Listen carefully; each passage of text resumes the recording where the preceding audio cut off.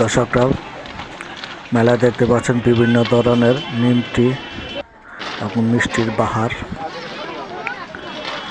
ছোটবেলায় এগুলো প্রচুর খেতাম, অনেকেরই পছন্দ, চিনি ছাড়া এবং চিনি দেওয়া মিষ্টি। এখানে আছে কদমা, রসগোল্লা, দুই ধরনের এবং বালিশ মিষ্টিও পাওয়া যেতেছে। নেত্রকোনার সে বিখ্যাত বালিশ মিষ্টি এবং লাড্ডুও আছে।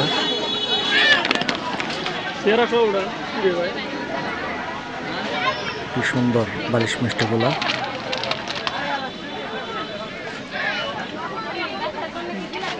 এক একটার ওজন 1 কেজি হবে।